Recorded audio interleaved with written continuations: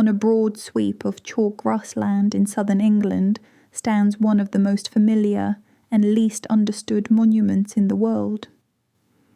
Even if you have never visited Stonehenge, you probably know its silhouette. Great upright stones rise from Salisbury Plain, supporting enormous horizontal lintels. Some remain proudly in position, others lean, lie broken upon the ground, or have disappeared altogether. From a distance, the monument can seem simple, a circle of stones beneath an enormous sky. Yet the closer you look, the stranger it becomes. Stonehenge was not created in a single burst of prehistoric enthusiasm. It developed over many generations, altered by communities whose names, languages, and beliefs have vanished. People returned to this place for more than 1,000 years. They dug into the earth, buried their dead, raised timber posts, transported stones across Britain, and repeatedly rearranged the monument. Stonehenge was not merely built, it evolved. Its story began around 3000 BC, when people dug a roughly circular ditch about 100 meters across. Using tools made from antler and bone, they cut through the chalk and piled the excavated material into banks. Just inside this enclosure, they created a ring of 56 pits, now known as the Aubrey Holes, named after the antiquarian John Aubrey, who examined Stonehenge in the 17th century. Some of these holes may once have held timber posts or stones. They were also associated with cremated human remains. Archaeologists believe that around 150 people were buried at Stonehenge during its earlier history, making it one of the largest known Neolithic cremation cemeteries in Britain. Men, women, and children were represented. This was not simply an engineering project placed upon empty land. From an early stage, Stonehenge was connected with death, memory, and selected members of the community. Then, around 2500 BC, the landscape changed dramatically. Huge stones began to arrive. The largest were sarsens, a form of exceptionally hard sandstone. Most appear to have come from West Woods, approximately 25 kilometers north of Stonehenge. The largest upright stones weighed more than 30 tons. One surviving upright rises more than 6 meters from the ground, although part of it remains buried beneath the surface. The builders shaped these stones with hammerstones, pounding away their rough outer surfaces. They fashioned them into carefully proportioned uprights and lintels, borrowing techniques that seem more appropriate for carpentry than megalithic architecture. Projections called tenons were carved into the tops of upright stones. Matching hollows or mortices were made in the lintels. The lintels were also joined end to end using tongue and groove joints. Stonehenge was, in effect, enormous wooden architecture recreated in stone. The outer structure may originally have consisted of 30 uprights supporting a continuous ring of lintels approximately 30 meters across. Within this circle stood 5 great trilithons, each formed from 2 uprights and a horizontal stone. These were arranged in a horseshoe, with the tallest trilithon placed at the closed end. The builders were not simply dropping convenient boulders into holes. They were producing a planned, carefully finished monument unlike anything else in prehistoric Britain. Among the sarsens stood smaller stones, traditionally known as bluestones. The name describes several varieties of rock that can develop a bluish appearance when freshly broken or wet. Many originated in the Preseli region of Western Wales, more than 200 kilometres from Salisbury Plain. Why anyone decided that the Wiltshire countryside urgently required Welsh stone remains one of Stonehenge's most compelling questions. Some of the bluestones may once have stood in a circle at Warne Moorn in Pembrokeshire. Excavations there uncovered empty stone holes belonging to a dismantled Neolithic circle. One hole appears to match the shape of a Stonehenge bluestone, while a stone chip discovered in another was made from a rock type also represented at Stonehenge. This has inspired an extraordinary possibility. A community may have dismantled an existing Welsh monument, carried some of its stones eastward, and rebuilt them within a new sacred landscape. The theory remains debated, but it fits other evidence connecting Stonehenge with Western Britain. Isotope analysis of cremated remains suggests that some individuals buried at the monument came from regions that may include West Wales. A Neolithic cow tooth discovered at Stonehenge has also been linked isotopically with Wales, raising the possibility that cattle accompanied people or perhaps helped transport materials during the monument's earliest development. The stones have now provided an even greater surprise. At the centre of Stonehenge lies a large sandstone slab, known as the altar stone. For generations, researchers assumed that it had come from Wales with the other bluestones. Mineral analysis, published in 2024, instead traced it to the Orcadian basin of northeast Scotland. The stone had travelled at least 700 kilometres. It may have arrived partly by sea, partly by land, or through some combination of routes that we have not yet reconstructed. Either way, its presence reveals connections stretching across much of Britain. Stonehenge was not the isolated creation of a small local tribe. Its materials linked distant communities, landscapes, and perhaps ancestral traditions. One recent interpretation suggests that bringing stones from Wales, southern England, and Scotland into one monument may have represented alliance, cooperation, or a deliberate attempt to unite far-flung peoples.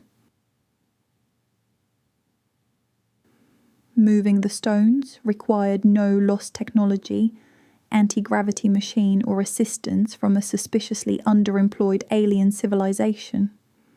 It required timber sledges, ropes, levers, prepared tracks, and a great many organized people.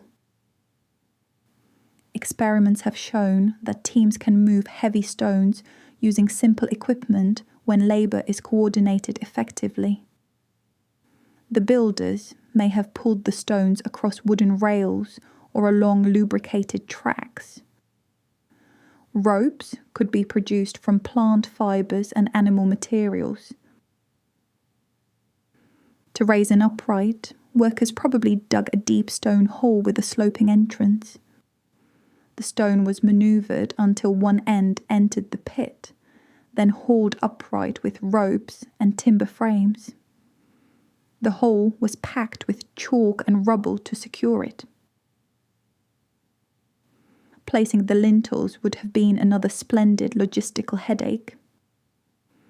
Earthen rams, timber platforms, or great A-shaped frames may have helped raise them. We do not know the exact method, but that uncertainty does not mean a realistic solution never existed. The true achievement was social. Someone selected the stones. Someone planned the architecture. Someone organized food, materials, and labor. Hundreds of people may have worked together, possibly over many seasons. Stonehenge represents not only physical strength but negotiation, leadership, specialist knowledge, and the ability to persuade an exhausted community that the 30-ton stone really did need to move slightly farther to the left. Fortunately, the builders appear to have been well fed. About 3 kilometres away stood a large settlement now called Durrington Walls. People lived there at approximately the same time that the Great Sarsens were being raised. Excavations have revealed houses, hearths, pottery, and enormous quantities of animal bone. More than 38,000 discarded bones have been found, representing at least 1,000 animals. Around 90% came from pigs, with most of the remainder belonging to cattle. Isotope analysis suggests that some animals had been driven from distant regions of Britain. This was no quiet village supper in which everyone politely received one turnip. These were vast communal feasts. Some bones were discarded with edible meat still attached, suggesting an abundance of food. Pigs appear to have been killed during the colder months, supporting the idea that people gathered here for midwinter celebrations. Stonehenge itself was aligned with the movements of the sun. Viewed from its centre, the axis of the monument points towards the midsummer sunrise in one direction and the midwinter sunset in the other. The nearby avenue, a ceremonial route connecting Stonehenge with the River Avon, follows the same broad alignment. Although modern visitors often focus on the summer solstice, midwinter may have mattered more to the monument's builders. The shortest day marked a turning point. Darkness had reached its greatest extent, but from that moment the days would slowly lengthen again. In a farming society, that promise of returning light carried enormous emotional and practical power. Perhaps people feasted at Durrington Walls, travelled towards the river, followed the avenue, and entered Stonehenge to watch the sun descend between the stones. Fires burned, food was shared, the dead were remembered. The living renewed their relationships with one another as the year itself appeared to begin again. This brings us to the greatest mystery. What was Stonehenge actually for? A monument can have several purposes, especially when it remains important for centuries. Asking for one correct answer may be rather like asking whether a cathedral is for prayer, burial, music, ceremony, architecture, or gathering. The answer may be all of them, depending on who entered it and when. The human remains suggest that Stonehenge was connected with ancestors and burial. Its solar alignment suggests seasonal ceremony. The imported stones may have embodied distant homelands or the authority of particular communities. Its construction may have brought people together from across Britain, while its completed form created a dramatic setting in which ceremonies could reinforce shared beliefs. One influential theory suggests that Durrington Walls and Stonehenge represented two connected realms.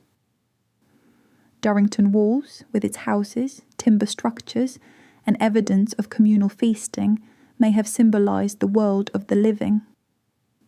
Stonehenge, where cremated remains were buried among monuments built from enduring stone, may instead have been associated with the dead and the ancestors. Ceremonial routes linked the two places through the River Avon, perhaps allowing funeral processions or other ritual journeys to move symbolically from the community of the living towards the realm of the dead. Another theory proposes that Stonehenge was a place of healing. The Welsh bluestones may have been valued for special properties, while people with injuries or illnesses may have travelled to the area hoping for relief. Evidence for this idea is intriguing but incomplete. Injured people were certainly buried in the wider landscape, although that does not prove they had arrived as prehistoric medical tourists. Stonehenge's alignment with the sun provides some of the strongest evidence about its purpose. Its main axis faces the place where the sun rises at the summer solstice and, in the opposite direction, where it sets at the winter solstice.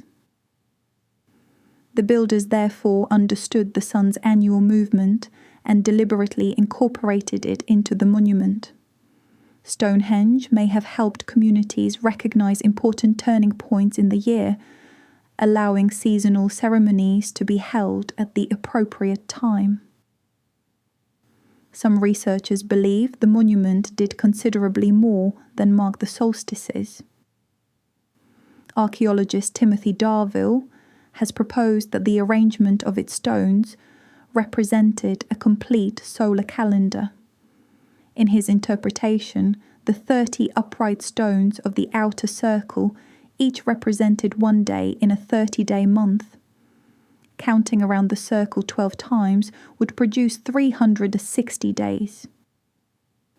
The 5 great trilithons inside the circle represented 5 additional days, bringing the year to 365, while the 4 station stones could have been used to keep track of a leap day added every 4th year. It is an ingenious theory, but it remains controversial. Stonehenge contains no clear divisions representing 12 individual months, and there is no surviving evidence showing that people counted the stones in this way. Critics argue that the numbers have been fitted to the monument rather than discovered within it. 30 stones can represent 30 days if we decide that each stone means a day, while 5 trilithons can represent 5 additional days if we assign them that purpose. Without written records or supporting archaeological evidence, those meanings remain assumptions. The most cautious conclusion is that Stonehenge certainly reflected careful observation of the sun and probably helped communities recognize or celebrate the solstices. Whether it also functioned as a precise calendar, with every stone performing a particular numerical role, remains an intriguing but unproven possibility. Naturally, realistic theories have never stopped humanity from applying a generous layer of fanfiction. In the 12th century, Geoffrey of Monmouth claimed that the stones had originally stood in Ireland. According to his tale, the wizard Merlin used magic to transport them to Britain as a memorial to slain nobles. The story is not history, but it is rather wonderful that geological research has revealed a faint echo within it. Some stones really did arrive from the west, and some may even have belonged to an earlier monument before being moved.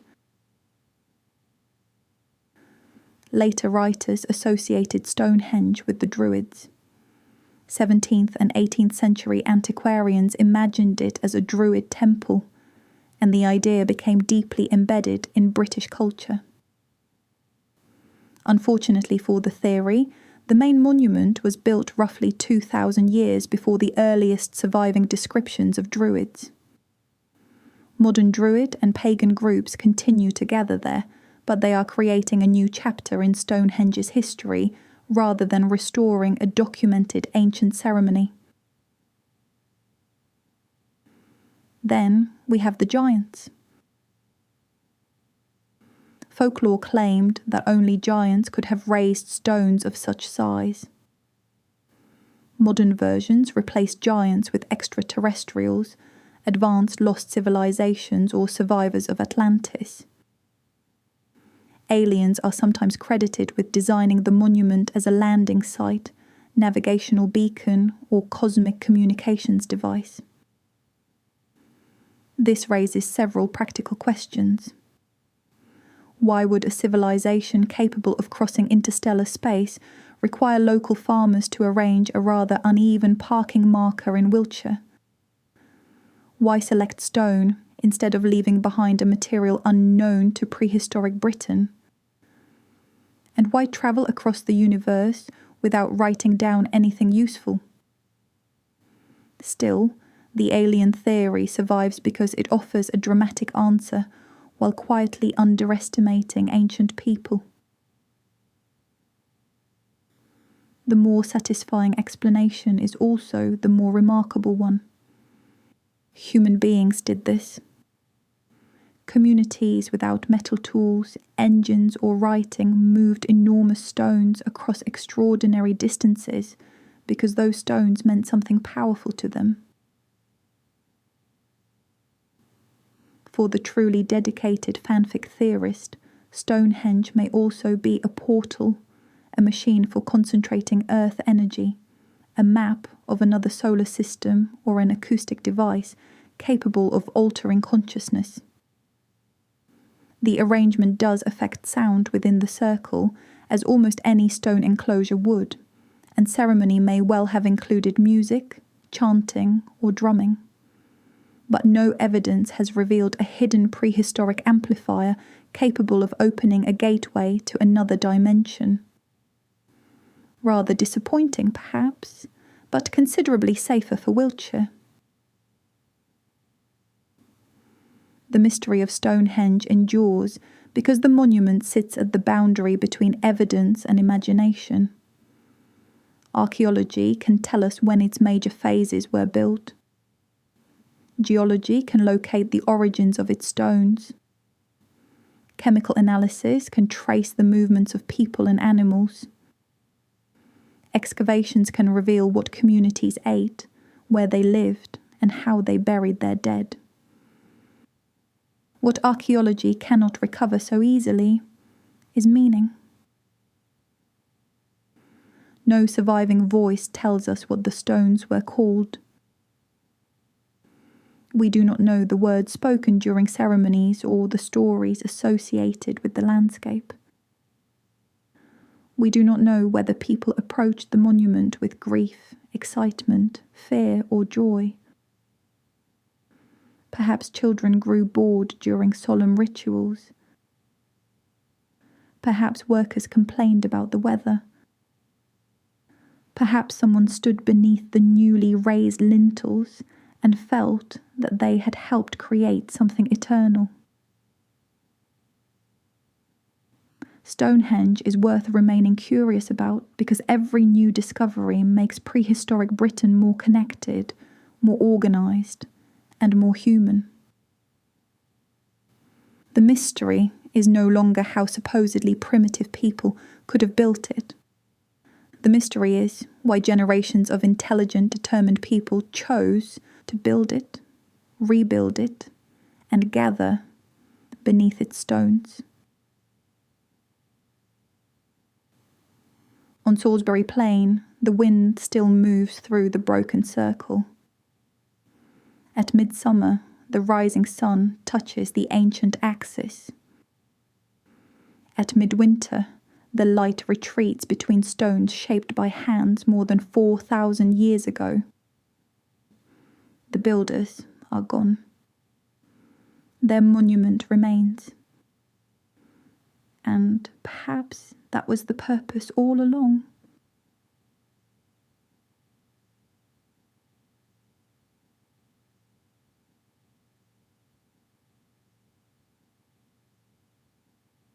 Inside the Voynich Rare Book and Manuscript Library at Yale University rests a small and unassuming volume. It is not bound in gold. It is not decorated with precious stones, guarded by a curse, or visibly glowing with forbidden knowledge. At first glance, it resembles many other surviving manuscripts from medieval Europe, a compact book made from animal skin, filled with handwritten text and coloured illustrations. Then you open it.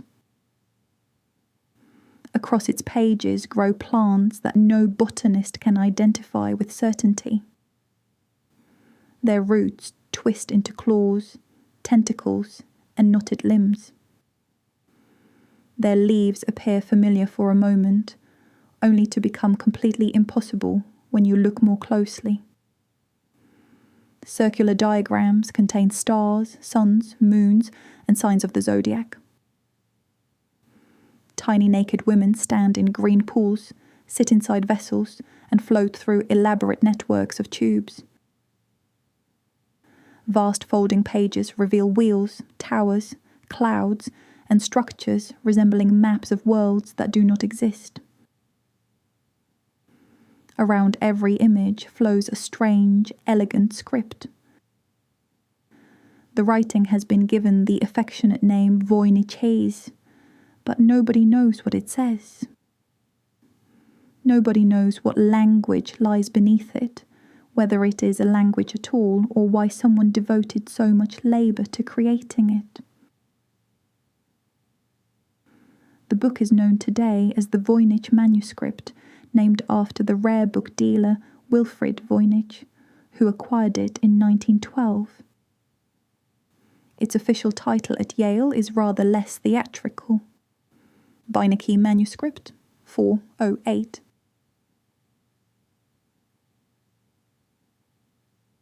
Its mystery begins with the physical object itself. The surviving manuscript contains approximately 240 pages, including several elaborate fold-outs. Evidence from its construction suggests that additional leaves have been lost. The pages are made from calfskin parchment, and radiocarbon testing of samples taken from different parts of the book dated the skins to between 1404 and 1438. That does not provide the precise year in which the text was written. Parchment could be stored before use. However, analysis of the inks and pigments has found materials consistent with those available during the medieval period. Nothing supports the idea that Wilfrid Voynich created the book in the 20th century, using a pile of conveniently ancient blank parchment and a heroic commitment to fraud. The manuscript is genuinely old, and it was almost certainly produced during or not long after the first half of the 15th century. Its creation required considerable planning. Parchment was expensive. Preparing enough of it for a book of this size required the skins of at least 14 or 15 calves. The sheets were folded into groups called quires, sewn together and later bound. Some pages were designed to unfold far beyond the ordinary dimensions of the book. Several leaves have vanished, while others may no longer appear in their original order. This means we may be trying to understand an incomplete work whose chapters have been shuffled by centuries of handling.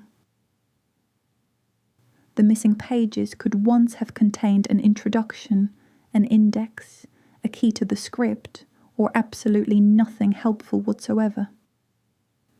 History is quite capable of preserving 200 pages of mystery while misplacing the one page entitled A Simple Explanation of Everything. The manuscript's documented journey is nearly as tangled as its illustrations.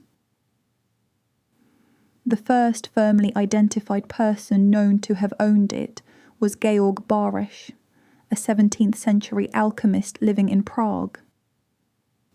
Baresch had apparently spent years attempting to understand the book.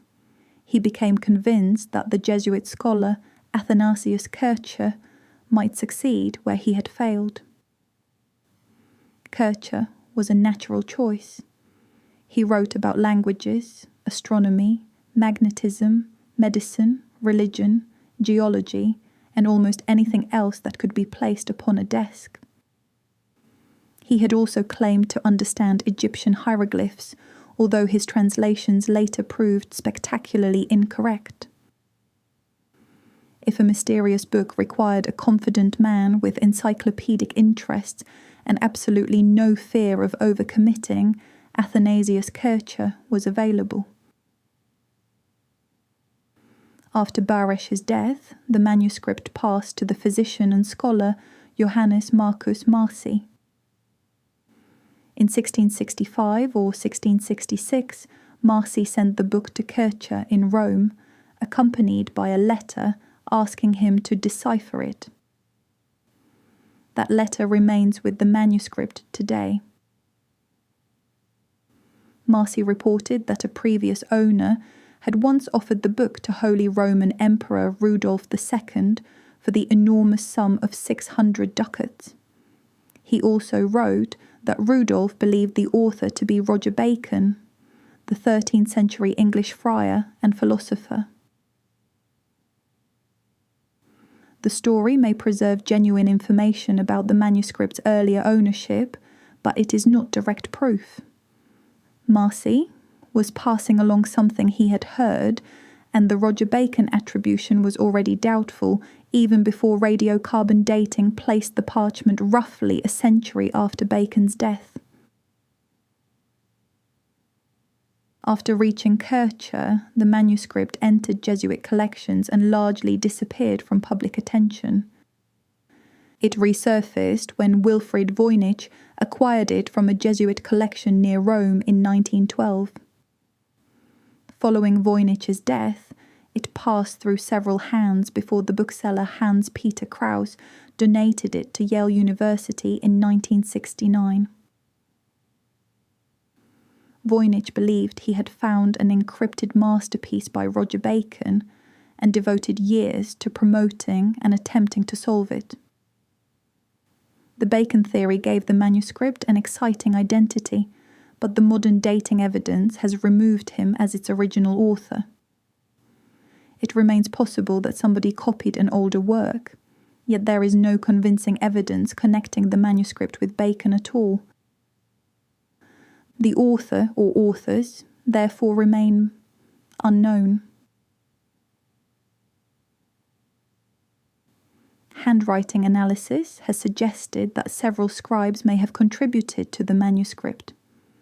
Slight but consistent differences appear in the way particular symbols were formed, and these variations occur in groups of pages rather than randomly throughout the book. One influential study identified 5 scribal hands. That possibility changes the character of the mystery. If several people wrote the text, the script may have been part of a system understood by a small group rather than the private invention of one eccentric individual. Multiple scribes could have copied from an earlier source, divided a large project among themselves, or worked within a community sharing specialized knowledge. It does not prove that the words carry meaning, but it makes the image of one lonely prankster filling hundreds of pages with spontaneous nonsense rather less comfortable. Producing coordinated nonsense as a team is certainly possible, of course. Many meetings have achieved it. But maintaining a consistent writing system across several contributors would require organization.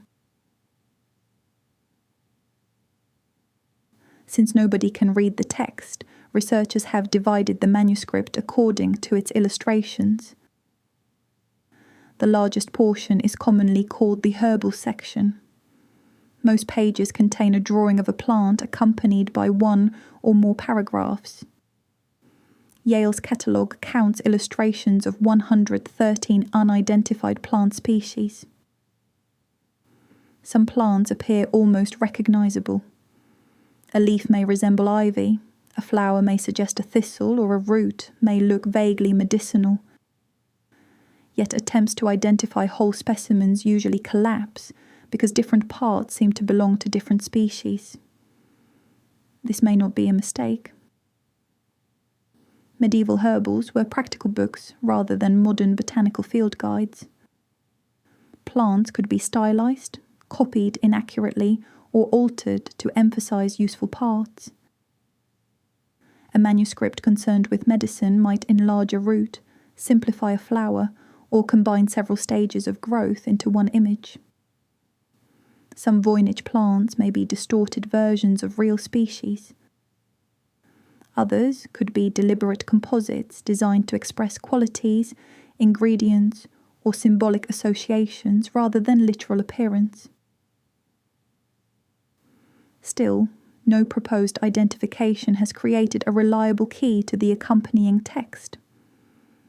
A researcher may announce that one drawing is clearly a sunflower, a water lily, or a pepper plant, only for another specialist to point out that its leaves, roots, and historical geography disagree. The plant obligingly returns to being an unidentified green menace.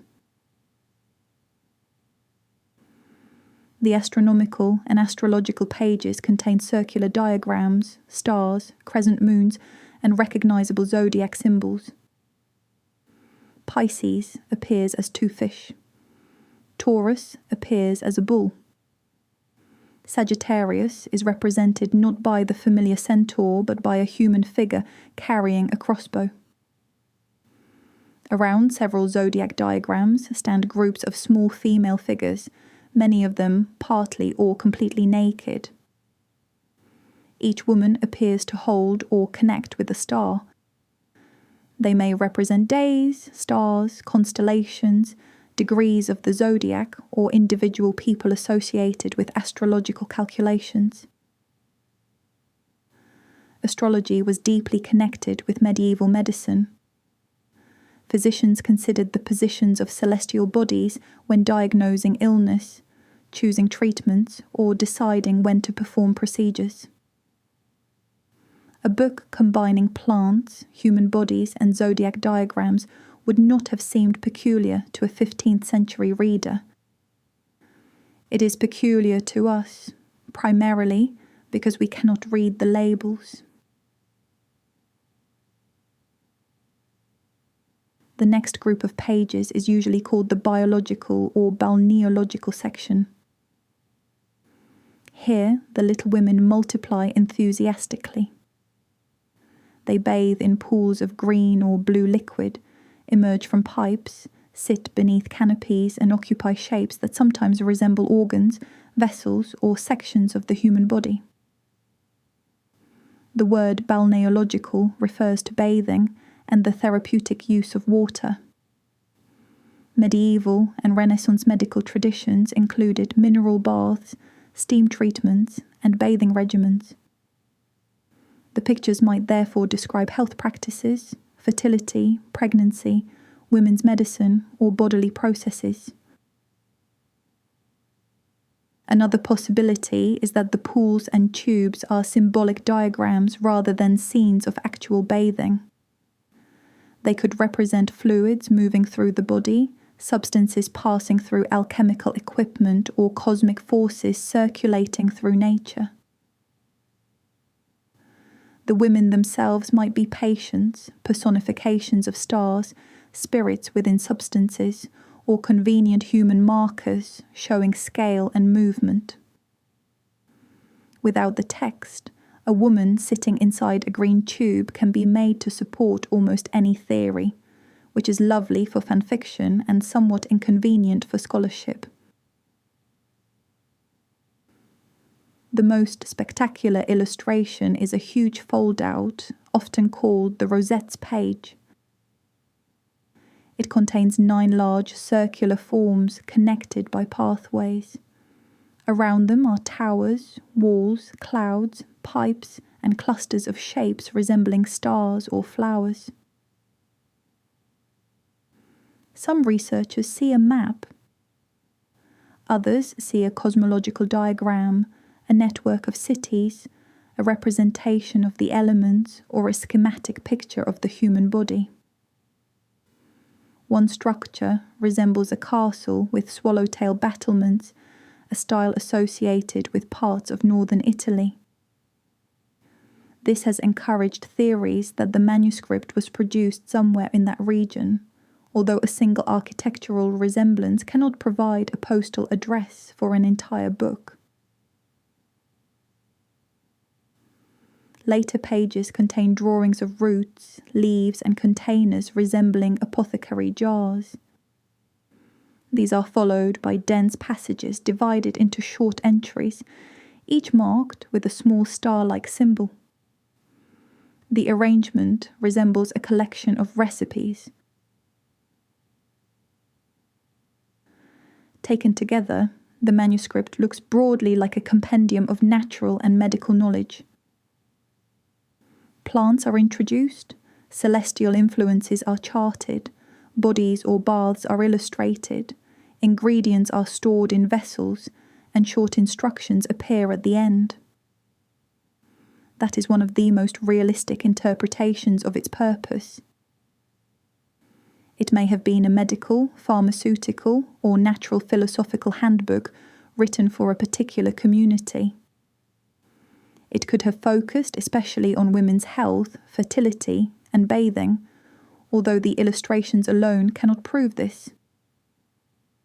The pictures give us a probable subject area, not a translation.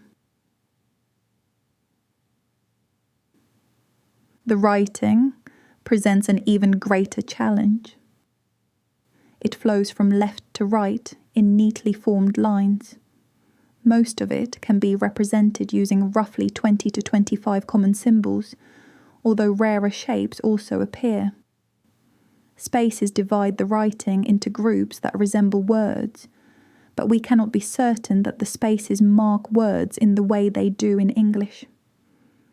Some symbols appear mainly at the beginnings of lines, others prefer the ends of word-like groups. Certain combinations occur repeatedly, while other possible combinations almost never appear. Similar-looking words cluster together, differing by only one sign.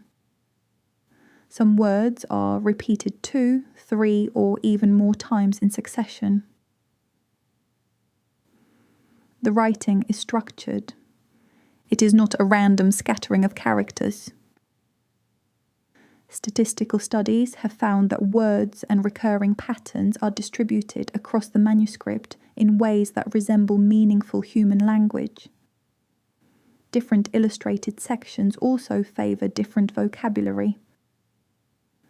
Words common among the plant pages may be rare in the astronomical pages, just as a real medical book would use different terms when discussing herbs and stars. Yet Voynichese also behaves unlike an ordinary European language. Its strings of symbols are unusually predictable. Similar words appear beside one another with suspicious frequency, and the internal construction of the word-like groups follows rigid patterns. This leaves researchers with a maddening conclusion. The text looks too organized to be random, but too strange to behave like straightforward language. The most obvious theory is that Voynichese conceals a real language. Perhaps the original text was Latin, Italian, German, Czech, or another language transformed by a cipher. One symbol might replace one letter, or groups of symbols might represent syllables, sounds, or entire words. Simple substitution does not work. If every Voynich symbol stood consistently for one ordinary letter, expected patterns would emerge. Common symbols would begin to reveal common vowels or consonants, repeated words would become recognizable, and grammatical structures would eventually appear. They do not. The cipher, if there is one, must be more complicated. A single ordinary letter might have several possible encrypted forms. One symbol might mean different things in different positions. Meaningless characters might have been inserted to disguise patterns. Common syllables might have been expanded into longer groups, producing what cryptographers call a verbose cipher. In 2025, Michael Greshko published a historically plausible experimental cipher called NIBE. Using materials available in the 15th century, including dice, playing cards, and substitution tables, his system can turn Latin or Italian into encrypted text sharing several unusual statistical features with Voyniches. Greshko did not claim to have discovered the actual Voynich cipher, and NIBE does not decode the manuscript. Its importance is more modest and more useful. It demonstrates that a 15th century writer could have produced complex, language-like ciphertext without modern machinery. A meaningful cipher therefore remains possible, even though nobody has found its key. The text might instead use shorthand or extensive abbreviations. Medieval scribes regularly shortened common words, omitted letters, and used special marks to save time and parchment. A specialist could create a private notation in which one sign represented a familiar route, ending, or instruction.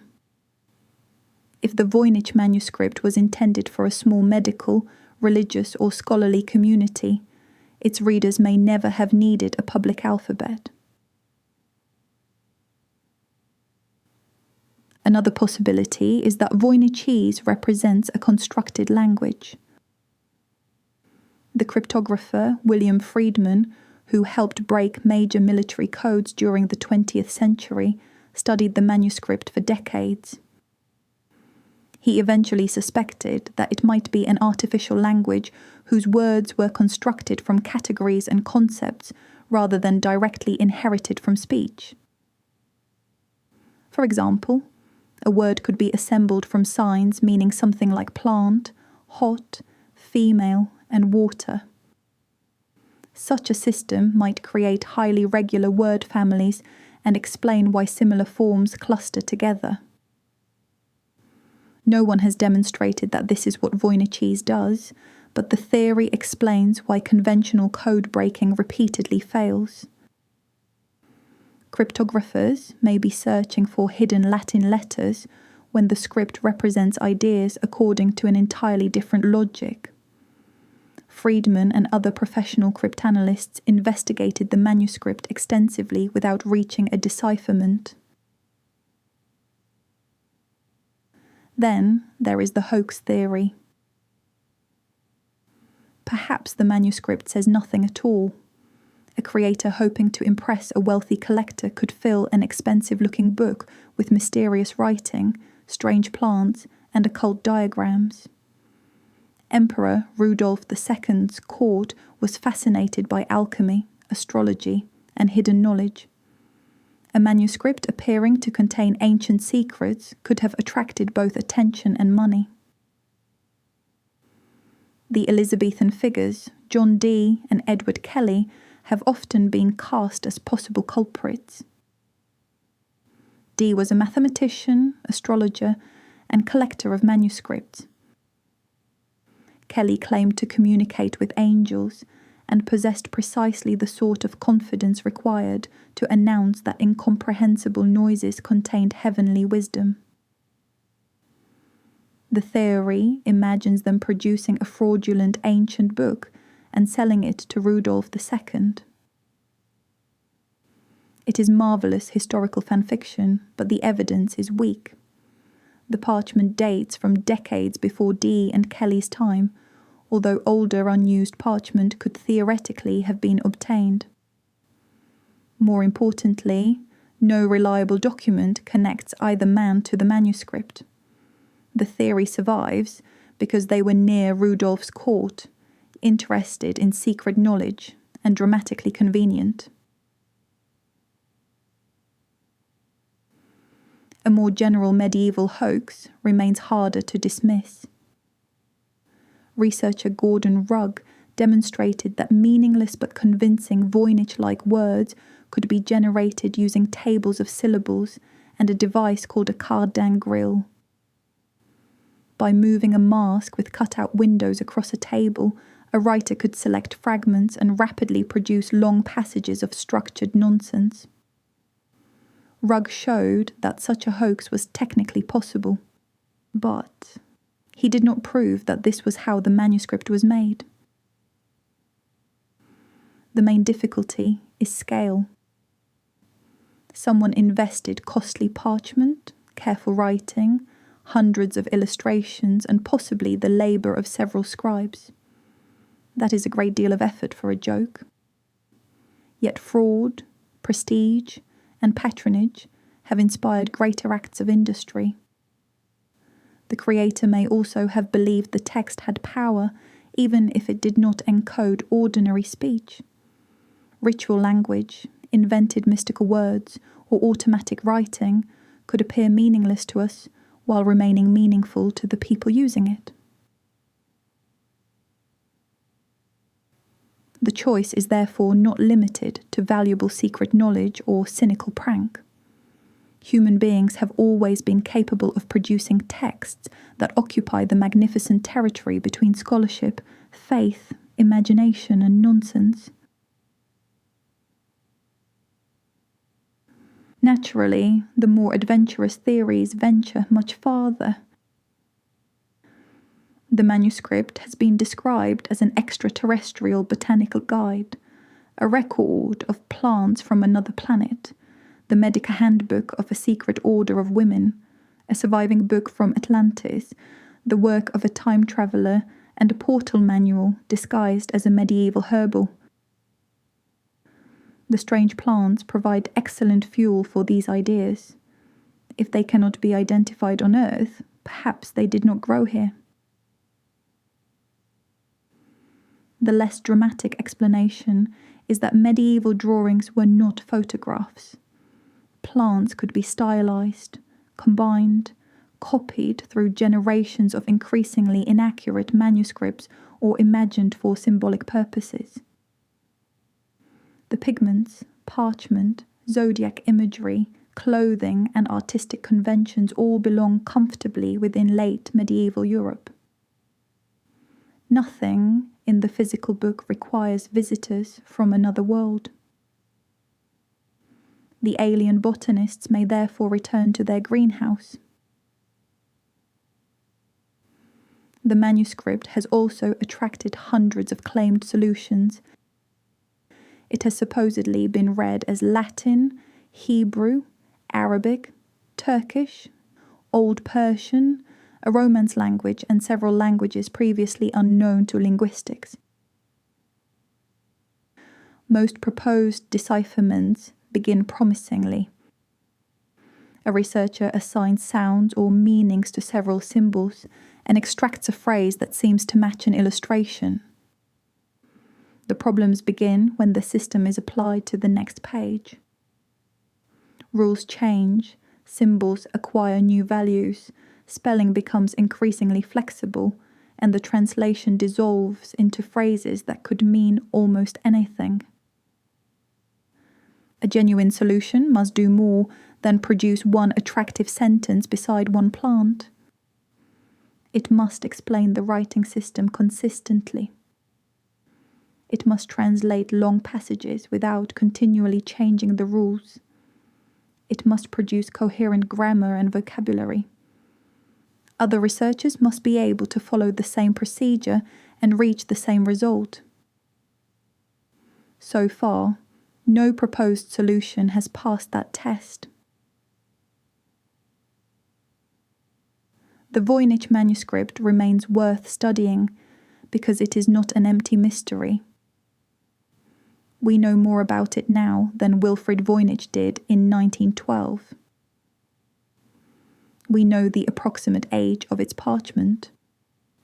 We know its inks and pigments are compatible with medieval manufacture. We know it is incomplete. We can distinguish different sections and possible scribal hands.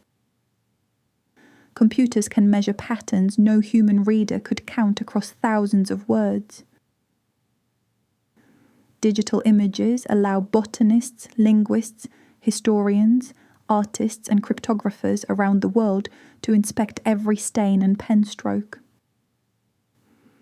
Each discovery narrows the possibilities, even when it does not reveal the answer. Perhaps a forgotten letter will identify its maker. Perhaps another manuscript will be found using the same script. Perhaps improved analysis will uncover the language beneath a cipher. Perhaps researchers will demonstrate that its text was generated without ordinary meaning. And perhaps its greatest secret will prove surprisingly ordinary. It may contain remedies for aching joints, instructions for preparing baths, astrological advice for pregnancy, and several recipes involving plants that no sensible person should swallow. That would not make the manuscript disappointing. Its value lies in the people behind it. The artists who drew its impossible garden, the scribes who filled line after line with graceful symbols, and the owners who preserved a book they could not understand. For 6 centuries, human curiosity has gathered around those pages without consuming them. The Voynich Manuscript sits quietly inside its library. Its women continue bathing. Its stars continue turning. Its plants continue growing roots that belong to no recognized garden. And its unknown words wait patiently for someone who knows how to read them.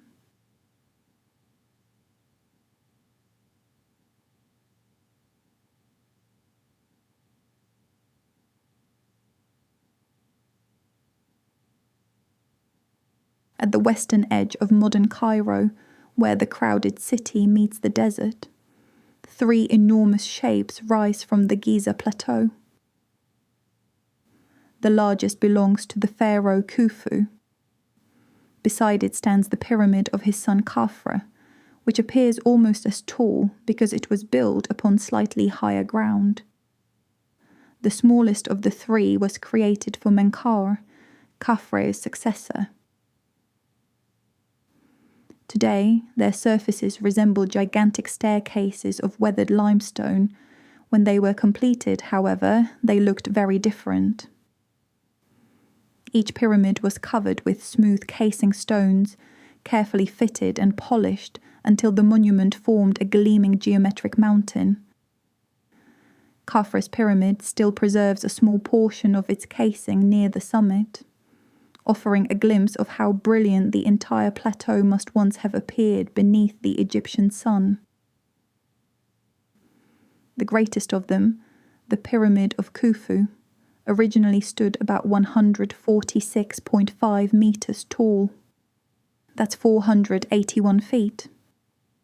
Each side of its square base measured approximately 230 meters, 756 feet. Today, due to erosion and lost casing stones, it is 138.5 meters, 454 feet tall. For nearly 3,800 years, it remained the tallest human-made structure in the world. It is also the only surviving monument among the traditional 7 wonders of the ancient world. The Great Pyramid is sometimes described as an impossible building. It is not.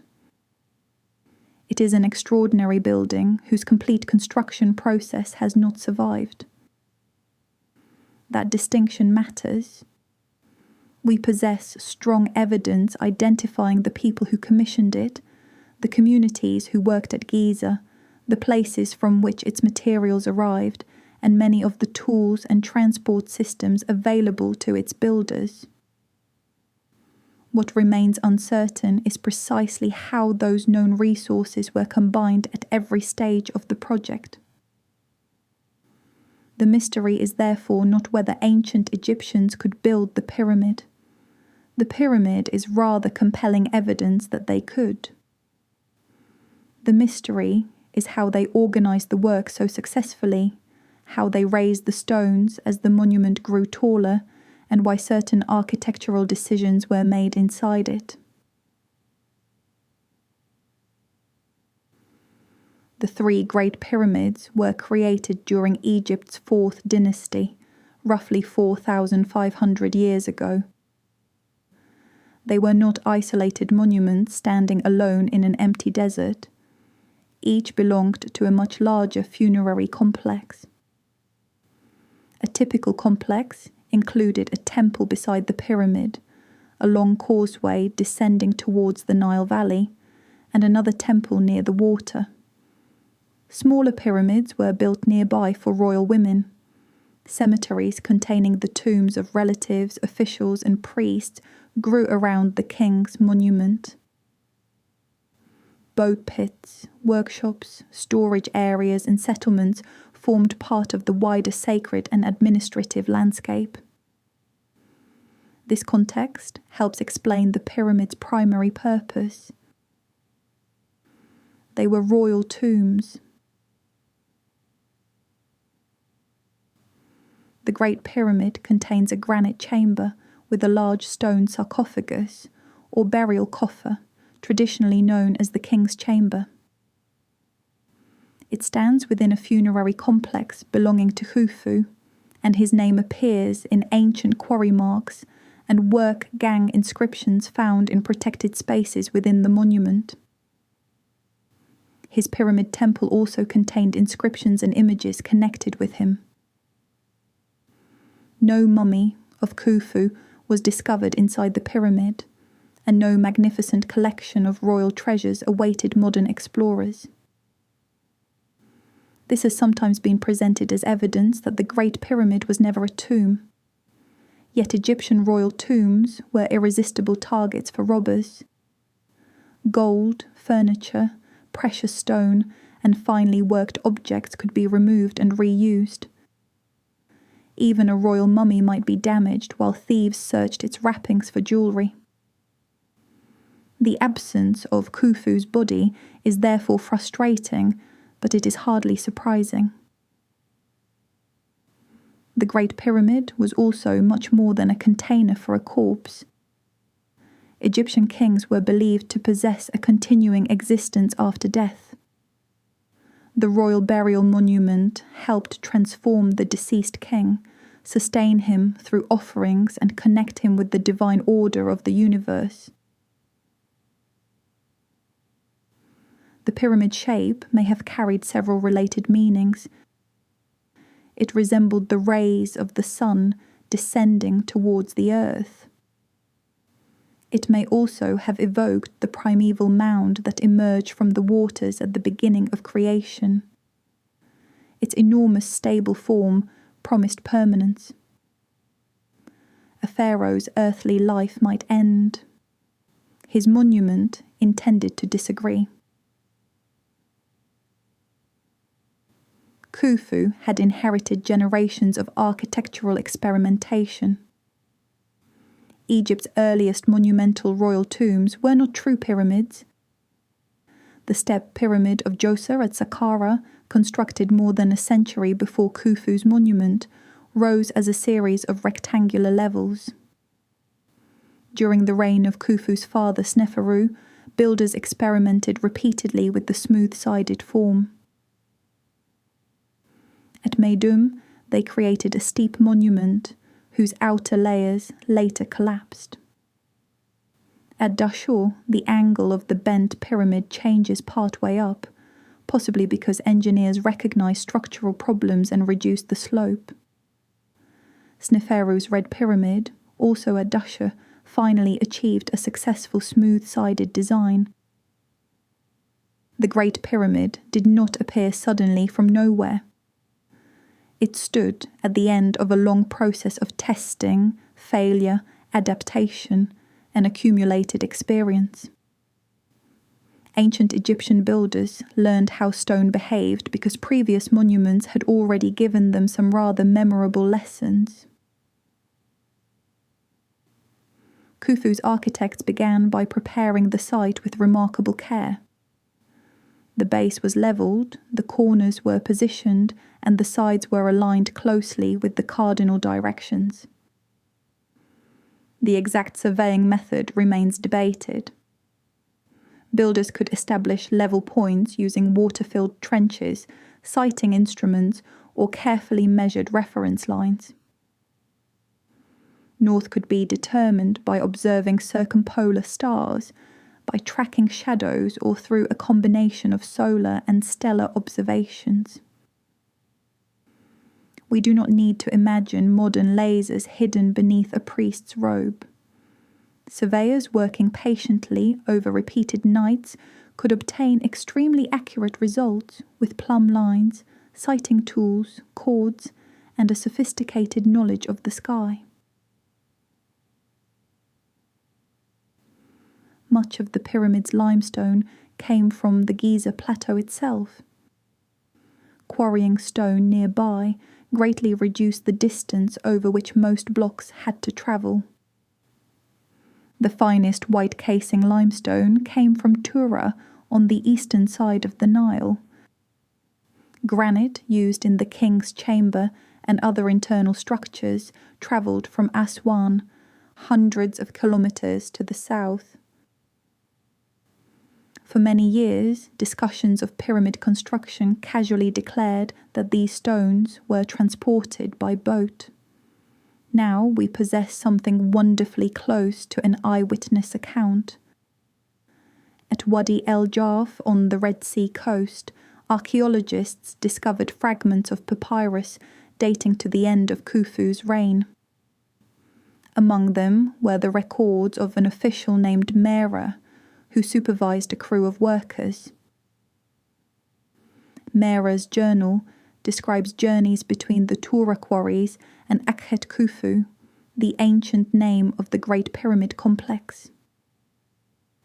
His men loaded limestone onto boats, travelled through waterways, and delivered it to the construction site. The papyrus does not explain how every stone was raised into position. It does, however, place a real official and a named crew directly inside the pyramid's transport network. We are no longer imagining anonymous figures dragging stones through a historical mist. We can follow Mera as he records working days, journeys, and deliveries during the final years of the project. The ancient landscape also made water transport easier than it would appear today. The Nile has shifted over thousands of years. In 2024, geological and satellite research identified the remains of a major extinct branch running beside the desert plateau where many Egyptian pyramids were constructed. Researchers named it the Ahramat branch, using the Arabic word for pyramids.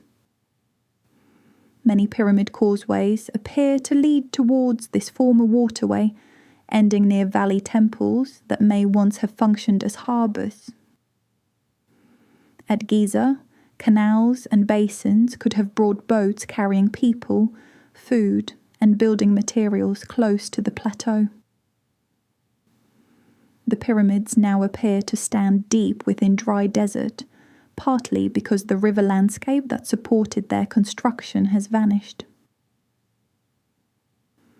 Once a block reached the plateau, workers probably placed it upon a wooden sledge and pulled it using ropes. Ancient Egyptian art from later periods shows teams hauling enormous objects in this manner. Water poured onto sand in front of a sledge can reduce friction by helping the grains bind together instead of piling loosely before the runners. Levers could then shift a block through short, controlled movements. Wooden supports, stone chocks, and ropes allowed teams to secure it, adjust its position, and prevent it from sliding backwards. None of these individual techniques is mysterious.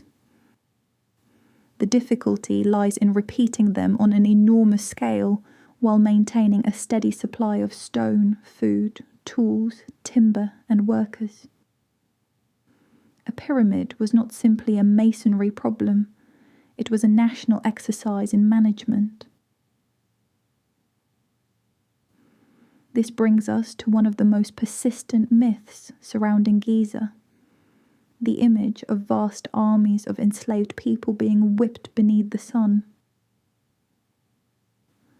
The labour force was almost certainly more complicated. Ancient Egypt could demand work from its population as a form of taxation or state service. Agricultural labour became less intensive during the Nile's annual flood, allowing rotating groups to participate in royal projects. Alongside these temporary workers were experienced quarrymen, stone cutters, boat crews, surveyors, carpenters, metal workers, scribes, administrators, and permanent specialists.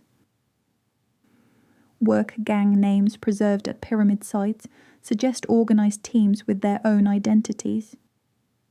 Some names expressed loyalty to the king, producing the ancient equivalent of enthusiastic departmental branding.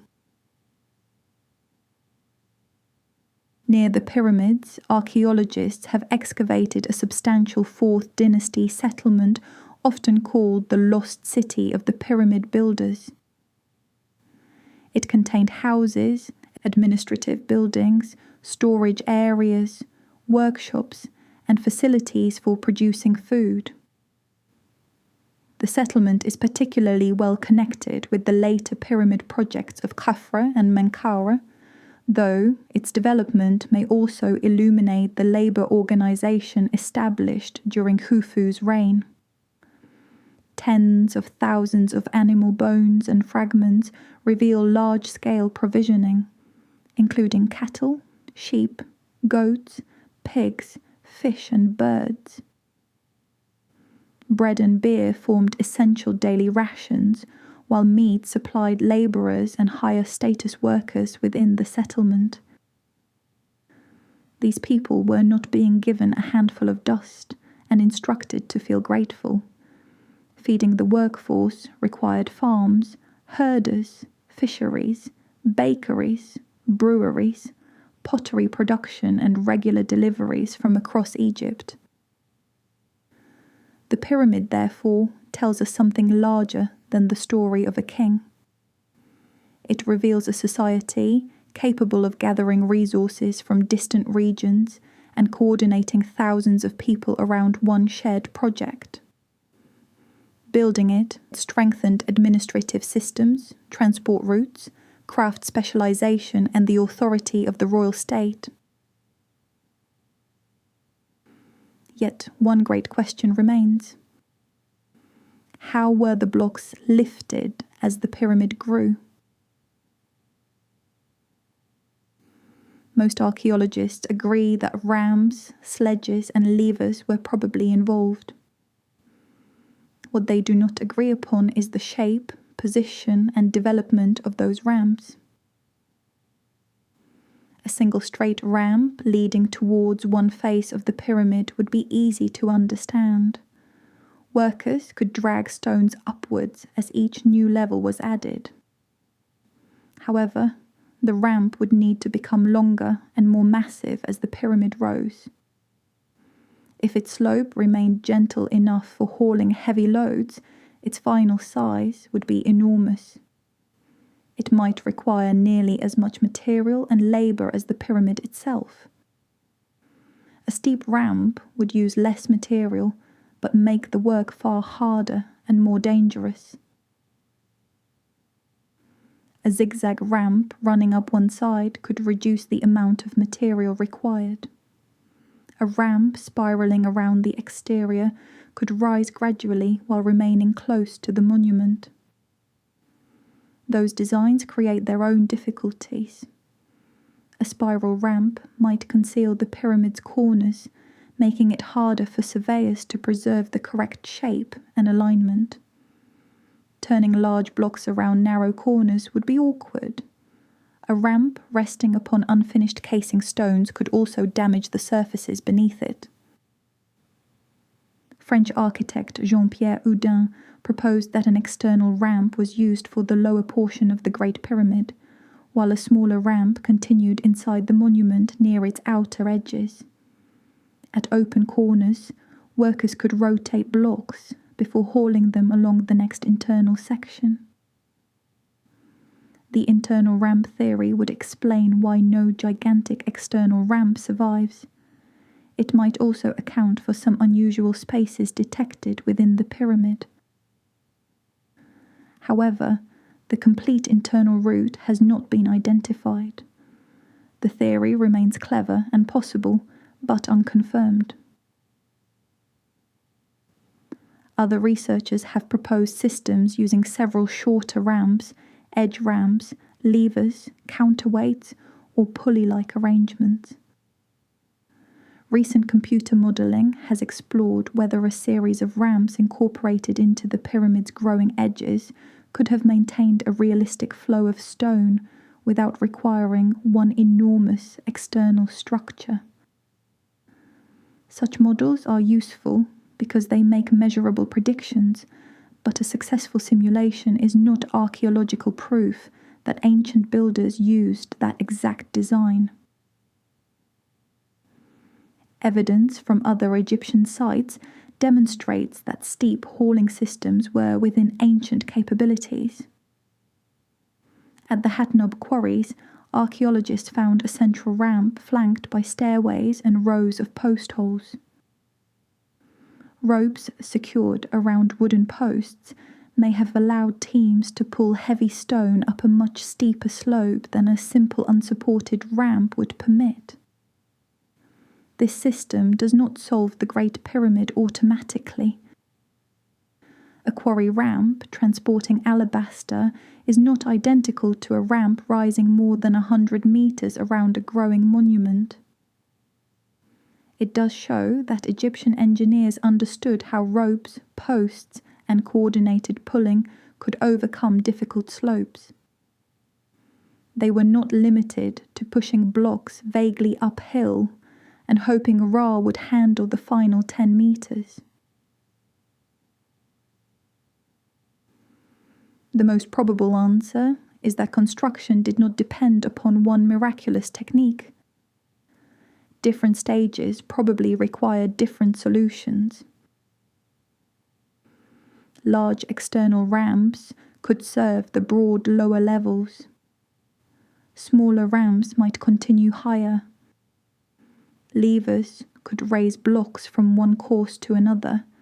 Special arrangements may have been created for the immense granite beams above the king's chamber. The system could change as space narrowed and the work approached the summit.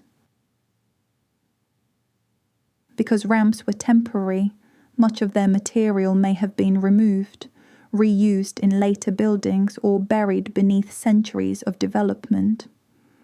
We are attempting to reconstruct the scaffolding of an ancient project after the workers cleaned the site and departed. The inside of the Great Pyramid presents another set of mysteries. A descending passage enters through the northern face and leads towards an unfinished chamber cut into the bedrock beneath the pyramid. An ascending passage branches upwards towards two chambers within the masonry. The lower is traditionally called the Queen's Chamber, although there is no good evidence that a queen was ever buried there.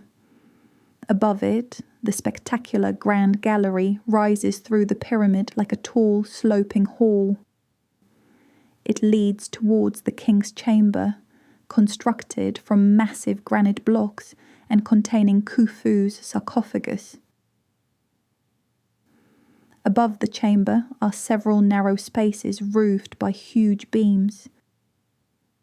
These are commonly called relieving chambers because their arrangement helps divert the weight of the pyramid away from the room below.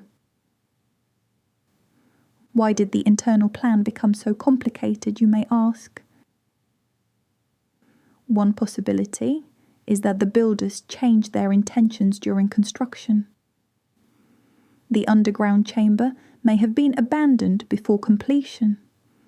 The so-called Queen's Chamber could represent another discarded burial plan, while the King's Chamber became the final choice. Another interpretation argues that some spaces had ritual or structural purposes from the beginning.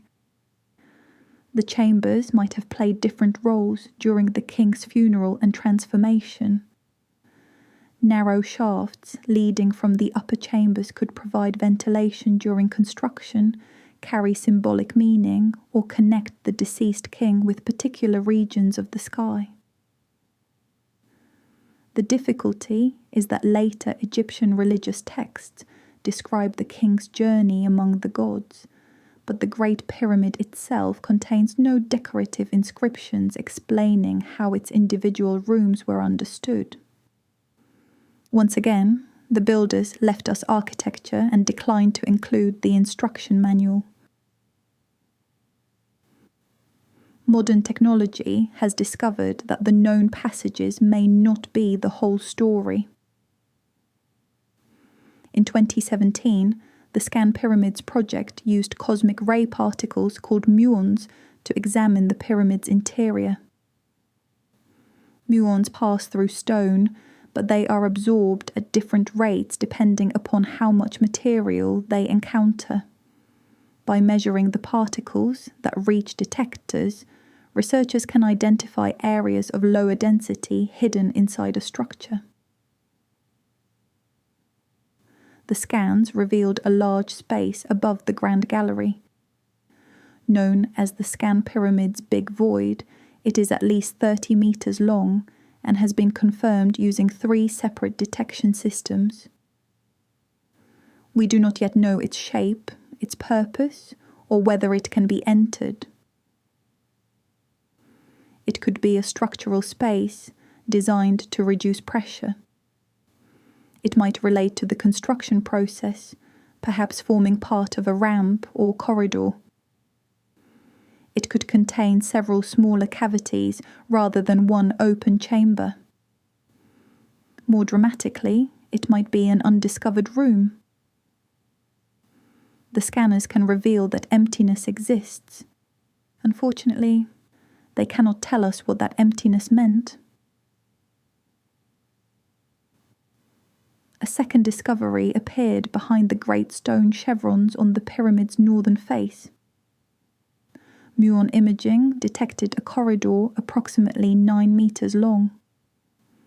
Researchers later examined it using other non-destructive techniques, and a tiny camera was inserted through a narrow opening. The images revealed a rough, unfinished passage with a vaulted ceiling formed by sloping limestone blocks. Its function remains uncertain. It may have relieved pressure above the original entrance, or it may connect with another unknown feature. Studies published in 2023 and 2025 strengthened the evidence for its dimensions and location without resolving why it was built. Naturally, a hidden void inside the Great Pyramid is catnip for conspiracy theories.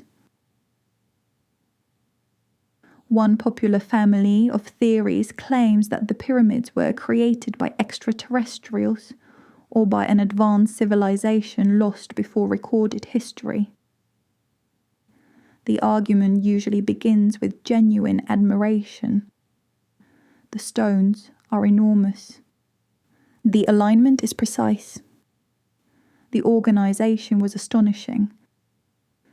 Surely the theory suggests people living 4,500 years ago could not have accomplished it. But this reasoning mistakes unfamiliar technology for absent technology. We possess the quarries. We possess unfinished stones and tool marks. We possess copper tools, pounding stones, sledges, and evidence of ramps. We possess workers' settlements, administrative ceilings, crew names, and the Journal of Merah transporting limestone to Khufu's building site. We also possess the earlier pyramids, showing how Egyptian builders gradually developed the form. Aliens would need to arrive after Egyptian architects had spent generations practicing, assist with one project using entirely Egyptian materials and methods, allow the local administration to record the work, and then depart without leaving behind a single recognizably extraterrestrial tool. It seems an unnecessarily discreet approach to interplanetary construction. Another theory claims that the Great Pyramid was not a tomb, but a power station. In these interpretations, the granite chamber generated energy. The shafts transmitted vibrations and water beneath the pyramid, activated a mysterious chemical or electromagnetic process. The theory often gives ancient architectural features modern technical names and then treats those names as evidence. A chamber becomes a resonator. A passage becomes a waveguide. Granite becomes an electrical component. Yet no machinery, wiring, industrial residue, or system for distributing power has been discovered. The rooms belong within a royal funerary complex, not an abandoned electrical grid. A more romantic theory connects the three pyramids with the stars of Orion's belt. Orion was important in Egyptian religion and became associated with Osiris. Supporters argue that the relative positions of the pyramids reproduce the pattern of Orion's three prominent stars. The resemblance is interesting but imperfect. The pyramids were also constrained by the plateau's geology, existing monuments, and available building space. There is no surviving 4th dynasty text stating that the entire Giza complex was designed as a map of Orion. The pyramids may certainly have reflected celestial beliefs without functioning as an exact diagram of a constellation. Other stories have transformed the Great Pyramid into a library of lost knowledge, a refuge built before a global flood, a repository of Atlantean science, or a coded prophecy describing future history through its measurements. Many of these claims depend upon selecting particular dimensions, converting them into modern units, and finding numbers that appear significant. With enough measurements and enough mathematical enthusiasm, almost any large building can be made to predict something. Your local supermarket may currently be concealing the date of the apocalypse. Fortunately, nobody has yet measured the frozen food aisle with sufficient devotion. The true story requires no vanished super-civilization. Ancient Egypt already was an advanced civilization. Its expertise was not expressed through computers, steel cranes, or electric motors. It was expressed through stoneworking, river transport, surveying, astronomy, logistics, and the organization of human labor. The Great Pyramid remains mysterious because so much of that knowledge was practical. Builders learned from experienced supervisors. Techniques were demonstrated at quarries and construction sites. Instructions may have been recorded on temporary materials that did not survive. Once the age of giant royal pyramids ended, some specialized methods were no longer needed and gradually disappeared. The monument outlived the society that understood every stage of its creation. That is why it remains worth studying. New discoveries do not make the Great Pyramid less impressive by explaining it. They make its achievement more vivid. Merer's papyrus allows us to hear an administrator counting days and organizing boats. Animal bones reveal the immense system required to feed workers. Buried river channels restore water to a landscape now dominated by sand. Cosmic particles expose empty spaces that have remained untouched for thousands of years. The pyramid is not a riddle with one dramatic answer waiting at the center. It is a collection of human problems that were solved so successfully that the solutions became almost invisible. How do you measure a perfect base?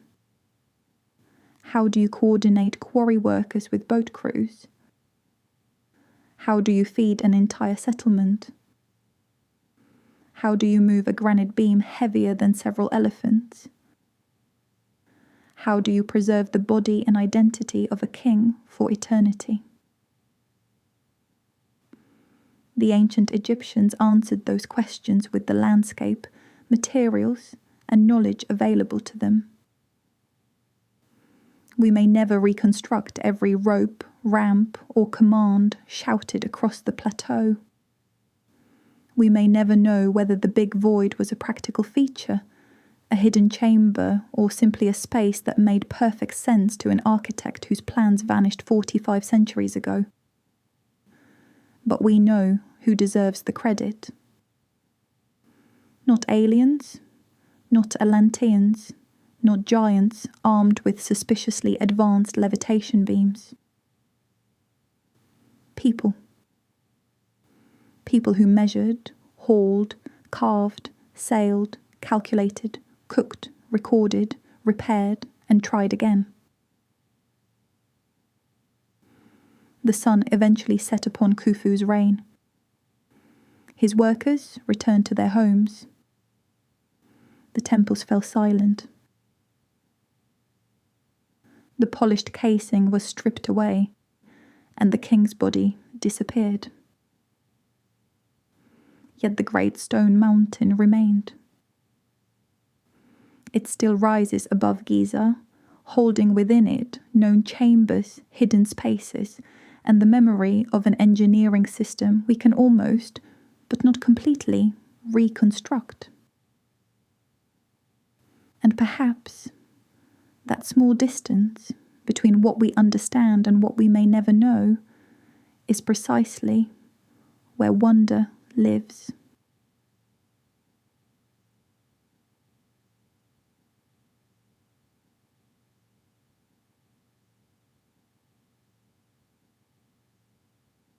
In the spring of 1900, a group of Greek sponge divers took shelter from bad weather near the small island of Antikythera, between Crete and the Peloponnese. One of them, Elias Stadiatis, descended beneath the surface wearing the heavy diving equipment of the period. At a depth of roughly 50 meters, he found something extraordinary. The seabed was covered with bodies. At least, that was how it first appeared. They were not human corpses, but statues. Bronze and marble figures lay scattered among the remains of an ancient ship, together with pottery, glassware, jewellery, and fragments of furniture. The vessel had sunk during the 1st century BC while carrying an exceptionally valuable cargo, probably towards Italy. The discovery became one of the earliest major underwater archaeological excavations in history. Divers began bringing objects to the surface. Among the beautiful statues and luxury goods were several shapeless lumps of corroded bronze and wood. They were not particularly impressive. After almost 2,000 years beneath the Mediterranean, seawater had transformed them into greenish masses that looked more like damaged rocks than sophisticated technology. At least one fragment initially received little attention beside the shipwreck's magnificent sculptures. Then, in 1902, Greek archaeologist Valerios Stais noticed something inside one of the pieces. A gear wheel. Its teeth were still visible beneath the corrosion. More gears were discovered inside other fragments, along with faint Greek inscriptions. Suddenly, the ugly bronze lump became far more interesting. Ancient Greece had produced astonishing mathematics, astronomy, and engineering. Greek writers described mechanical devices, automata, and astronomical instruments. Yet nothing remotely as complex as this had ever survived. The object became known as the Antikythera Mechanism, and more than a century later, researchers are still trying to reconstruct exactly what it once did. Today, 82 fragments are associated with the mechanism. Only around 1/3 of the original device survives, including approximately 30 identifiable bronze gears. The rest has been destroyed by corrosion, lost in the shipwreck, or perhaps remains somewhere beneath the seabed. What survives is enough to reveal something remarkable. The Antikythera Mechanism was a hand-operated astronomical calculating machine. It could represent the movements of the sun and moon, keep track of complex astronomical cycles, predict eclipses, and organize calendars. Evidence from inscriptions strongly suggests that its original front display also represented the 5 planets visible to the naked eye: Mercury, Venus, Mars, Jupiter, and Saturn. For this reason, it is often described as the world's oldest known analog computer. That phrase sounds dramatically modern, but it is useful. The machine did not contain electronics and did not perform calculations like a laptop. Instead, mathematical relationships were built physically into its gears. Turning a handle caused interconnected wheels with carefully selected numbers of teeth to rotate at different speeds. Those rotations represented cycles in the sky. The mechanism effectively transformed astronomical mathematics into motion. To understand why that was so impressive, we need to imagine the problem its designers were attempting to solve. The sky is beautifully repetitive, but inconveniently so. A year does not contain an exact number of lunar months. The moon does not circle Earth in a perfectly simple rhythm when viewed against the background stars. Eclipses repeat according to long cycles. The visible planets move across the sky at different speeds and sometimes appear to stop and travel backwards before continuing forward again. Ancient astronomers had spent centuries observing these patterns. Babylonian astronomers recorded eclipses and planetary movements with remarkable precision. Greek thinkers developed geometrical models that tried to explain why heavenly bodies behaved as they did. The Antikythera Mechanism brought these traditions together. Instead of consulting tables and performing calculations from scratch, someone could turn the machine and watch an approximation of the heavens unfold mechanically. Imagine holding a wooden box roughly the size of a large book. On its front was a circular display surrounded by scales. A pointer represented the sun. Another represented the moon. A small rotating ball may have shown the moon's changing phases, turning from dark to light as it moved. The missing planetary display was probably even more elaborate. As the user turned the mechanism, pointers associated with Mercury, Venus, Mars, Jupiter, and Saturn may have moved around the zodiac, representing their positions in the sky. The back of the machine contained two large spiral dials. One tracked a cycle known as the Metonic cycle. Ancient astronomers knew that 19 solar years correspond very closely to 235 lunar months. After 19 years, the phases of the moon return to roughly the same dates in the solar year. The upper rear dial represented this 19-year cycle across 5 turns of a spiral. This was valuable because Greek calendars were often based on lunar months. Without correction, a lunar calendar gradually drifts away from the seasons. The Metonic cycle offered a way to keep lunar months aligned with the solar year. The lower rear dial was more dramatic. It predicted eclipses. The mechanism incorporated another astronomical cycle called the Saros. After approximately 223 lunar months, or a little over 18 years, the geometry of the Sun, Earth and Moon repeats closely enough for similar eclipses to occur. The Antikythera Mechanism represented this cycle with a 4-turn spiral. Tiny inscriptions placed at particular positions warned that a solar or lunar eclipse could occur during that month. Some even included information about characteristics such as the approximate time. This means that someone in the ancient Mediterranean could turn a handle and look years into the astronomical future. Not through magic, through mathematics embedded in bronze. Even the moon's movement was treated with remarkable sophistication.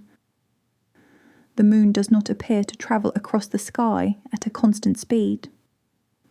Its orbit is elliptical, so from Earth it sometimes moves faster and sometimes slower. A simple pair of gears rotating steadily could not reproduce this variation. The mechanism's designers solved the problem using an ingenious arrangement involving an off-center pin and slot. As the gears turned, the system introduced a changing speed into the lunar pointer. Researchers have linked this mechanical behavior with theories of lunar motion associated with the Greek astronomer Hipparchus. The important point is not that we can prove Hipparchus personally designed the machine. We cannot. It is that the mechanism physically embodies sophisticated astronomical ideas known in the Hellenistic world. And this is where the mystery deepens. Who built it? No signature survives. The machine is generally dated somewhere between roughly 150 and 100 BC, although proposals vary.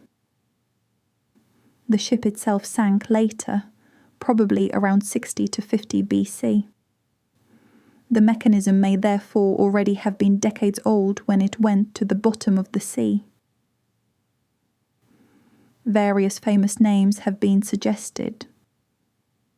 Hipparchus is one. He lived on Rhodes during the 2nd century BC and was one of antiquity's greatest astronomers.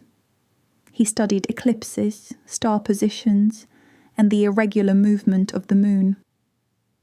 Some of the mathematics represented in the mechanism resembles astronomical theories associated with his work. Rhodes was also an important centre of astronomy and mechanical craftsmanship. Another tempting candidate is Posidonius, a philosopher and astronomer who later worked on Rhodes. The Roman writer Cicero described seeing a mechanical device made by Posidonius that reproduced the motions of the sun, moon, and 5 planets. Cicero also described another astronomical sphere associated with Archimedes, who had lived more than a century earlier. These accounts prove that mechanical models of the heavens existed in the ancient world, but unfortunately, they do not prove that either Posidonius, Hipparchus, or Archimedes created the Antikythera mechanism. Its maker may have been someone whose name has disappeared completely, and that may be the strangest possibility of all. We tend to imagine technological history as a parade of famous geniuses, yet complicated machines are often produced by traditions of craftsmanship involving generations of unnamed specialists. Somewhere in the Hellenistic Mediterranean may have existed workshops capable of cutting intricate bronze gears with extraordinary precision. The Antikythera mechanism may simply be the one survivor from a much larger technological tradition. That possibility helps explain another puzzle. Why does nothing like it survive for more than 1,000 years?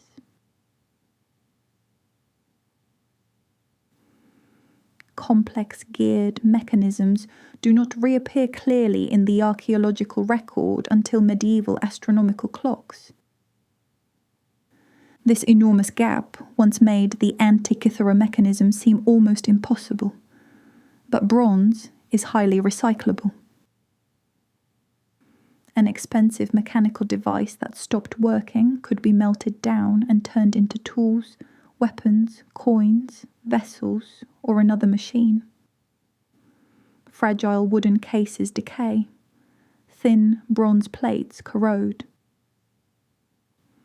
The Antikythera mechanism survived largely because it suffered a catastrophe. The ship sank. The sea destroyed much of the machine, but it also removed it from human hands before someone could decide that its gears would make an excellent saucepan. Its survival may therefore tell us less about how rare this technology originally was than about how rarely such objects had any chance of reaching us. The inscriptions provide another clue to its purpose. Thousands of tiny Greek letters were engraved across its plates. They were so small and so badly corroded that many remained unreadable for decades. Modern X-ray computed tomography changed everything. In 2005, researchers scanned the fragments using high-resolution X-rays. Because the bronze plates had become compressed and fused together, ordinary photography could reveal only their surfaces. CT scanning allowed scientists to examine layers hidden inside the corrosion. Letters that had been invisible for 2,000 years suddenly emerged. The inscriptions described astronomical cycles and the behavior of the displays. They were effectively portions of an instruction manual. This is particularly important because most of the mechanism's front gearing is missing.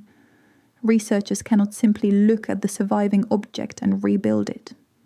They must combine fragments of gears, tooth counts, shaft positions, and inscriptions to determine what the vanished system might have looked like.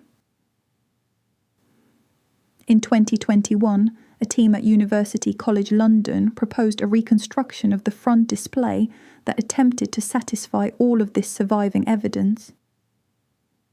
Their model used nested rings and complex gear trains to represent the ancient Greek cosmos, including the sun, moon, and 5 known planets. It is an impressive solution, but it is not the final answer. Only about 1/3 of the original mechanism survives. Several crucial gears are missing completely. Different reconstructions can sometimes reproduce the surviving evidence in different ways. The front of the machine therefore remains one of its greatest unresolved mysteries. Researchers even continue to debate apparently simple details such as the calendar ring around the front dial. For many years, reconstructions generally assumed that this ring contained 365 divisions, representing the Egyptian-style solar calendar known to have been used in Greek astronomy. More recent statistical analysis of surviving holes around the ring has reopened that question. Some researchers have argued that the original circle may instead have contained around 354 divisions, perhaps relating to a lunar calendar.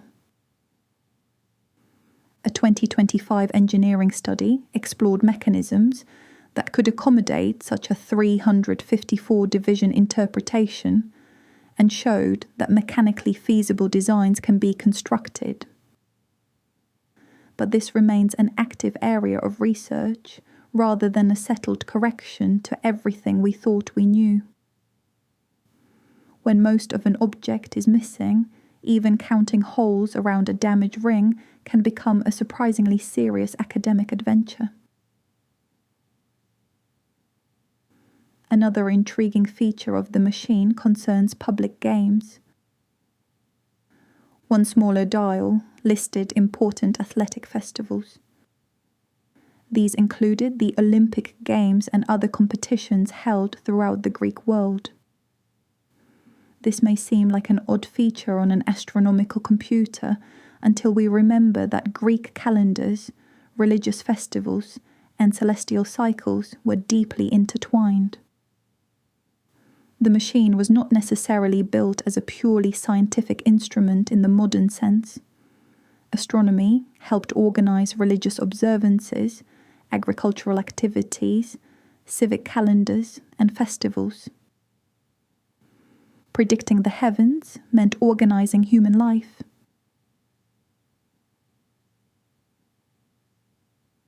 So, who actually used the machine? Possibly an astronomer or teacher. Perhaps it demonstrated astronomical cycles to wealthy students. Perhaps it belonged to a philosopher, statesman, or collector who wanted to possess a miniature working model of the cosmos. It may have been used to calculate dates and eclipses. Or it may have been primarily educational, a machine that allowed someone to turn a handle and literally watch mathematical astronomy move. The lavish workmanship suggests that it was valuable. It was probably not something an ordinary Greek farmer kept beside the olive oil. Then there is the question of where it was going when the ship sank. The wreck carried valuable Greek artworks and luxury objects at a time when Rome was absorbing enormous quantities of wealth from the eastern Mediterranean. The vessel may have been heading towards Italy. If so, the mechanism could have been cargo intended for a wealthy Roman owner. Perhaps someone in Rome had purchased an astronomical wonder built decades earlier. Perhaps it was already an antique. Perhaps it belonged to somebody travelling aboard the ship. We simply do not know. And naturally, where evidence ends, imagination arrives wearing excellent shoes. The Antikythera Mechanism has inspired claims that ancient Greeks possessed technology comparable with much later civilizations, that knowledge was inherited from Atlantis or Egypt, or that extraterrestrial visitors supplied humanity with advanced astronomical engineering. The alien argument usually follows a familiar pattern. The machine seems too sophisticated for its time. Therefore, somebody from outside its time must have made it possible. But nothing about the mechanism requires alien knowledge. Its astronomy belongs within Greek and Babylonian traditions. Its inscriptions are Greek.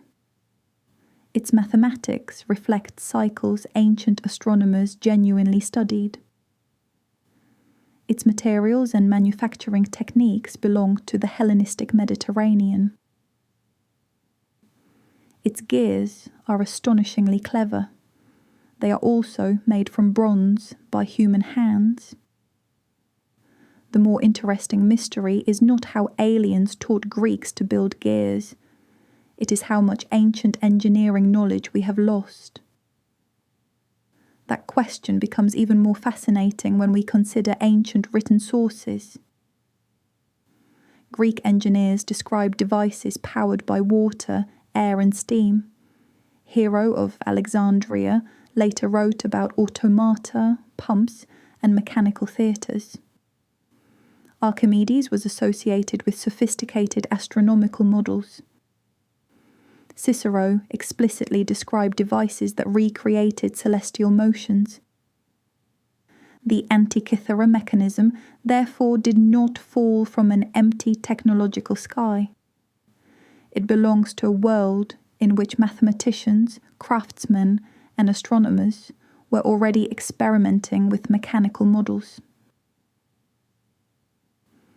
What makes it appear unique is survival.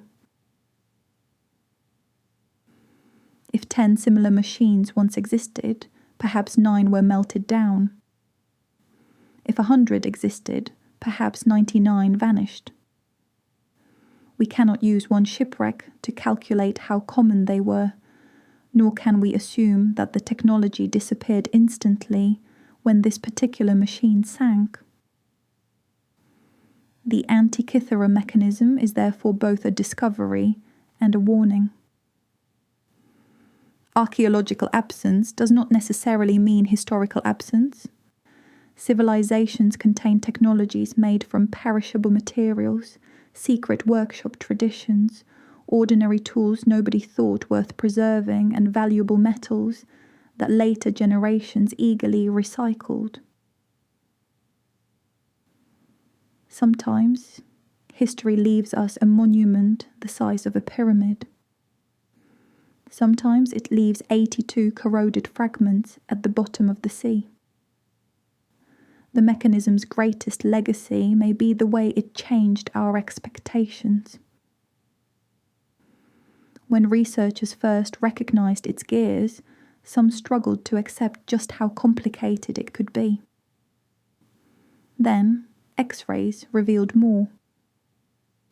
Its lunar system proved more sophisticated than expected. Its eclipse dial proved more sophisticated than expected. Its inscriptions suggested planetary displays more sophisticated than expected. Again and again, the object forced historians to revise what they believed ancient engineers were capable of doing. And this is why it remains worth staying curious about. We still do not know who designed it. We do not know exactly where it was built. We do not know precisely how its entire front display worked. We do not know whether it was unique, relatively common, or somewhere in between. We do not know who owned it, why it was aboard the ship, or whether another complete example may someday be discovered. But we know enough to understand its importance. More than 2,000 years ago, someone looked at the sky and saw cycles. Someone transformed those cycles into numbers.